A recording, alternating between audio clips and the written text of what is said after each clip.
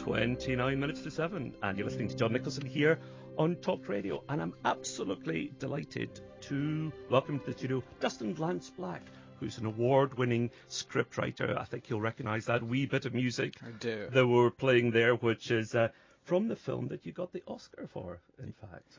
Yeah, that was from Milk. It was from Milk. You want to hear a funny story about Yes. that? So when we recorded that music here in London, and in what would that have been, 2008, because the movie ended up fully coming out in 2009, and it was my first time in London. I was blown away. I loved it. And the Olympics were on, and I remember seeing pictures of this boy wonder at the Olympics in Beijing, and little, in all the windows, and little did I know that, a decade later. Well, exactly. I think we know who we're talking about. We're talking about your future husband. Yeah.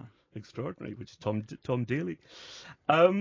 We met on that very strange late night program this week. Yeah, we did. With Andrew Neil, which I do from time to time. It's deliberately bad as a program. I think that's the only way of describing it. They do very unfunny comedy sketches, which are kind of funny because they're so bad. I think I was in a sinking ship is part of the introduction. That sounds likely. They're always trying to get me to dress up and stuff. They wanted me to, last time I was on it or the time before, they wanted me to wear a Santa onesie suit. Right. Which you just learn over the years. Do not wear Santa onesie suits. I do every year. Do you? Yeah. Yes, but you're braver than I am. Right. And I'm trying to maintain a modicum of respectability as a politician, at least in my past life. You have a very handsome black and white polka dot scarf on right now, I'd say. Let's talk about you. You're born in Sacramento, yes, in California, yes, and raised in San Antonio in Texas. Yeah. And you were raised as a Mormon. That's all true. That's a difficult background if you could come out as a gay man. Yeah, I was raised Texan, Mormon, and military. So there's that too. What's your military connection? So my mom was civil service Army at Fort Sam Houston, and then I had a stepdad that was Air Force at Randolph Air Force Base. And when that marriage went south fast, she remarried my stepdad now, who was an Army soldier at Fort Sam Houston, a paratrooper. Who had gotten into a bad accident and started training at the hospital she worked at. And sparks flew, and they got married. And this is not a warm, welcoming environment, nothing to do with your mum and dad, but not a warm, welcoming environment to grow up as being gay. No. And I read that you fancied a boy when you're 6 or 7, and you thought you're going to go to hell. Yeah, I mean, I was having crushes at the age that, straight boys and girls are having crushes, and it's just that I think when you first have your crushes, you kind of go, ooh, icky, but deep in your heart, you're feeling little butterflies. And as you start to get maybe a little older, 7, 8, you start to imagine a first kiss, a first date. You might imagine getting married or a family. And that's just not something that had ever been available to LGBT kids, at least in the United States, and really around the world. Well, certainly not here. No. I mean, I relate to this because my family's Presbyterian, Scottish, from the Outer Hebrides. They call them the Tartan Taliban. Oh, no. And generations of ministers. So I felt exactly the same thing as a gay kid. I used to pray not to be gay. Yeah, I didn't want to be. It wasn't something I wanted to be. It was a huge challenge, and I had been told by my church I'd go to hell, which included being separated from my family, which was really frightening. Because they were all going to heaven. They would go to heaven, I would go to hell. And then I was a criminal, because at the time it was still a felony to be gay, particularly in Texas, so I could go to jail. And then some people still considered it a mental illness, so I might have been put into conversion therapy, electroshock therapy. And I was hearing all the politicians. It was really the political topic of the day because it was hot. And I'm telling you, it wasn't just conservatives who were against it. It was progressives as well, because people would show up to the ballot box to vote for or against gay issues, and mostly against. Well, we saw that when Obama was elected. Yeah. I think California passed anti-gay legislation, and if I remember correctly, one of the reasons was that so many people who didn't traditionally vote turned up to vote for Obama, and there was something else on the ballot paper which was anti-gay, and they voted for it. Yeah, it might have been. We also, I think some of that is maybe true. Some of that's a little bit based in some racism that's not true and didn't pan out to be true when you looked closer at the numbers. I'm going to take more credit or bear more of the blame and say we kind of did a bad job on that campaign, and we learned the lessons and got it right years later. Is life better for gay kids now? Yes, it's better than when I was 6 years old, certainly, but not everywhere on the planet. Here, yes. In the United States, absolutely. In much of Europe, in Australia, South America, depends on the country you're in. But there are countries like Uganda, Iran, certainly in Chechnya, in Russia, where my husband is right now at this moment, where you are in one form or another criminalized for who you are. And some of those countries, the punishment is death. So there it's not better yet. I know it's better in Scotland because my mum was very worried when I came out, because I came out presenting BBC Breakfast News, which was the kind of Matt Lauer role in America. So I was doing this show, and I kept being asked about my private life all the time. Oh. And at one point, the Sun newspaper asked me if I was having an affair with my co-presenter. And I said, who's a woman. Okay. And I said, no, I wasn't. And they said, did I live with anybody? I said, yes, I did. And they said, doesn't cause friction at home, the fact that you're clearly flirting and having an affair. I said, really? It's causing no problems at home at all. And they ran this story saying John lives with his lovely girlfriend in East London and denies all rumours of an affair. And I'd not said girlfriend. Right. I'd been gender non-specific. But I decided after that I've got to stop and I've got to say that I'm gay. And I came out, and do you know what? To this day, I get kids saying to me, that day I told my mum and my dad, because they watch you on the telly, and when they read about it in the Daily Mail, which ran it over many, many pages, I felt that was the day I could come out. That story is incredibly similar to Tom's. He created a video after he was upset that a tabloid reported that he had said he was not gay, and he'd never said that. It's a peculiar experience because many of us are outed over the years, but quite unusual to be inned. Yes. And Tom was in. Yeah. I was in as well. I've never had that problem, just for the record. I've never been in. But I'm guessing Tom's experience as well, just because of your social media profile, is that lots of kids feel that they can follow your adventures online. They can see that you're leading a completely normal life, and they can tell their mom and dad that too. Yeah, I mean, there's all these. I think for parents, we talk about homophobia, but when you get right down to it, let's humanize what that is a bit for parents. I think most parents who have problems with their kids being gay, it's not coming from a place of hate. I don't believe that. I think they want the best for their kids, and they're afraid that their child being LGBTQ is going to somehow harm their life. They're not going to find the happiness that their parents so desperately want for them. Yeah, they're going to be lonely. They're going to be lonely. They're going to be beat up. They're going to be bullied. They won't get the job opportunities that other folks might get. And what happens when we come out, especially as adults, and we show what our lives look like, the good, the bad, and frankly, that means normal, that we work in every profession, that we're hireable, that we're lovable, that we can be dear friends with gay people, straight people alike. It starts to dismiss those misconceptions. It starts to alleviate those fears from parents who think that their kid might not be able to achieve. That's part of the power of coming out. You're literally telling parents, you know what, you don't have to beat that kid up when they come out, because you know what, they're going to be just fine. So actually, you might not want to be part of the problem, the thing that hurts. And leadership, I think, is enormously important. I mean, when I talk about coming out, then it was difficult to come out. It attracted a lot of attention. And in my most recent incarnation, who would have thought it? I find myself as an elected MP in Parliament in Scotland for the SNP, which is now the gayest party in the world, with the highest proportion of gay MPs. And our very gayness has made Westminster the gayest parliament in the whole world. Now, who'd have thought that Presbyterian Scotland would one day have morphed into this extraordinary liberal country? And it happened because people fought for it, and people came out, and people put their heads above the parapet in 100 different professions and just changed the way society is organized. And everybody now knows somebody who's gay, so it's not scary anymore. Yeah, that is the point. I mean, when we were fighting for marriage equality in the United States, that was our goal, to see if no matter what state you live in, no matter how blue or red, that you knew someone who was LGBT. You knew someone, because once you do, the stereotypes kind of melt away, because now you know an individual, you know a human being. You don't just know the fear, and you don't just know the stereotypes. And your big breakthrough role, of course, was about a very brave politician called Harvey Milk, right, who came out in San Francisco. I think I'm right in saying, was he the first elected representative in America to come out as gay? First openly gay man to be elected. Yeah. To be elected. So there had been people who'd been outed while in office, and there was a lesbian who was elected on the East Coast.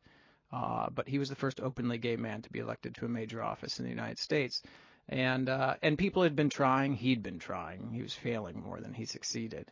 But I have to say, the thing that is most inspiring to me about his story, then and now, was the thing we were getting wrong around Proposition 8 in California, the marriage initiative you talked about that was on the ballot when Obama was.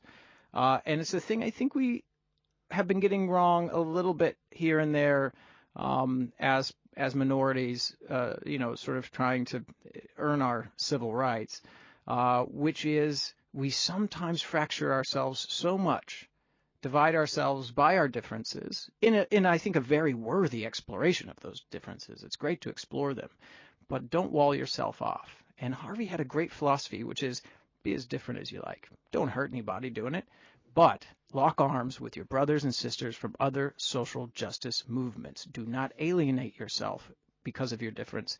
Build coalitions. And that's how you win. And that's partly why I think we've been losing. Let's talk more about this. We're going to take a short break now. You're listening to John Nicholson here on Talk Radio. 13 minutes to 7. You're listening to John Nicholson here on Talk Radio. I'm delighted to have as my special guest today, Dustin Lance Black, who is from California. We're making the musical connections. We're not doing sophisticated musical connections. Yeah. You're from California, so we thought we'd play some music about California. Yeah, next time Texas. That's where I really grew up. But you live in London now. I live in London now. What's it like making that move? It's a bit colder. It rains more. But I find it really livening, and also it's a really great time to be out of the United States constantly. You're not creatively. You're not a Trump supporter. No, definitely not a Trump supporter. I'm still trying to figure out who these folks are who are Trump supporters, and many are my family, and I talk to them about it. But I also know that so many folks I know and love who have been, working for a more equal country and world, when I see them, when I look in their eyes in the United States, they seem shell-shocked. And so I do love being here, even though, this country has its struggles. Every country does right now. But there seems to be a baseline here of how we treat our neighbors. And so I do appreciate that.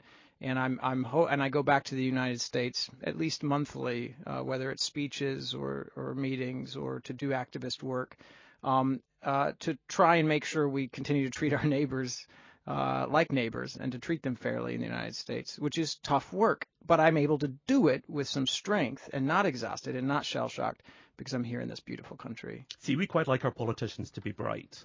We like our leaders to be at least as bright as the average and preferably brighter. Yeah. But there's this curious anti-intellectualism in the States, isn't there? So you elect a president like Trump, and there's been a series of presidents I think, who would be unelectable here as politicians. Which ones?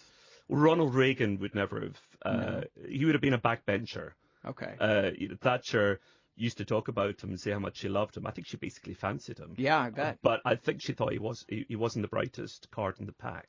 Right. So I don't think he would have got very far. No, well, we do have a history. Carter would have done well. Sure. I mean, we have a history of intellectual presidents and presidents with some Obama? wisdom. Obama. I mean, Kennedy, FDR. sure. Bill Clinton was well educated. But had a And good very old boy bright. thing. He had the "Would you like to go for a beer with this guy" thing. Yes, which George W. Bush did, but he didn't have the intellect really. Ah, Right? I that- mean, he just didn't. So I think that we're in a really strange period in the United States, and it's a period of soul searching. And I think it's important. I think as part of my work, it's to figure out why are people interested in voting for him. And granted, he didn't get the majority of the vote. He certainly doesn't have the majority of people in favor of what he's done so far. I mean, he's not doing well in the country, so that's heartening. But I'm still curious who those people are who, when they're called up by pollsters, say they support him, and I want to know people are why. disenfranchised or feel disenfranchised, and he gave very easy solutions. He promised them that he'd reintroduce car manufacture and that he would make America strong abroad and they would stop foreigners. There's a lot of echoes of Brexit. Yes. I think in what he says and he does. But you're a screenwriter, but you're also a political activist. Sure. Do those two mesh together easily? I think they do very well. Because you choose projects that appeal to your sense of social responsibility. The Trump one, for example, the milk one, for example. Right. You've chosen other political projects, haven't you? Yeah, I know. I've done many. I finished a TV series that sadly hasn't come here yet, called When We Rise, that tracks the gay and lesbian movement, the LGBT movement, from the 70s until now. But here's the thing, and it's what politics at its best is about the people, not about the egos. Politics at its best, if it's about the people, it's about the people's stories.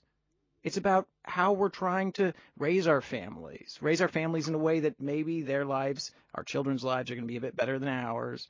And it's stories of those struggles to do better and what it takes to do that and how sometimes the structure of the law gets in the way and how might we change that. So politics at its best is compelling, emotional, story changing that changes hearts. And if you aim at the heart as a politician, you might change a mind. Politics at its worst is just arguing ideas, even if you're right, even if the science is right, even if the law, you got it right, you're not going to win. Because at the end of the day, it's about people. So I think storytelling politicians are my favorite, as long as they're telling the truth. And I think that it means that sometimes authors and writers and storytellers might do well telling the stories of real folks to help not just earn money at a box office, but also perhaps change some hearts, that change some minds, that change some laws, that make the world a bit more equal playing field. I couldn't agree with you more. I worked for Senator Daniel Patrick Moynihan. I was a speechwriter on Capitol Hill. My first job out of university. He was an extraordinary man. He would be turning in his grave at the way American politics has gone now. And he was a storyteller. What he really liked to do was have young staffers in his office kick back his chair and take off his shoes and tell them stories over whiskey. I love it. And he was an extraordinary man. Well, this is not the first dark period in the United States where the leadership starts acting in a way that really doesn't serve the people. Hoover comes to mind. Well, I think Nixon comes to mind. Nixon, of course. But Nixon was clever.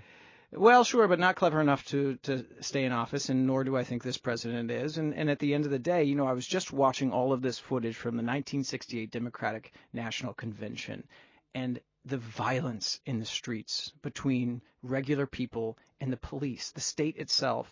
And it reminded me that this is not the first challenging time in the United States, that better times will come.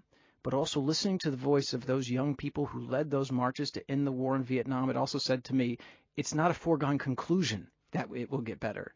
We need leaders to step up and raise their voices.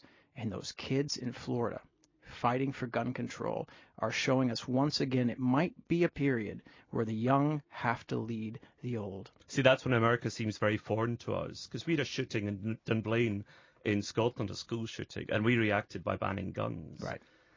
For the president to turn up before the NRA, as he did this week, and to fight back and guarantee them ongoing freedom of gun ownership, no matter how extreme the guns, just seems to us, I think, on this side of the Atlantic, I don't an think extraordinary reaction. I don't think this president actually has the people's interest in mind, but I do think he loves applause, and that's one of the few groups that he knows how to get applause from. And so he said whatever he needed to say to get them to react in a way that helped his ego grow. What will fall him? Well, I don't think that loose relationship with the truth will play well when it comes to the law. So as entertaining as he might be to some, I think in the end the law will catch up with him. Because you cannot continually lie when you have a job that big and keep the job. And at some point I hope that people of faith in the United States. I grew up as a person of faith, and I still have my own faith. And I hope at some point people of faith stop and really listen to him and to see what he's doing. He's a sex pest. Well, and to say, is this really what I want to teach my kids is okay to do? Talking about kids, and we've almost run out of time.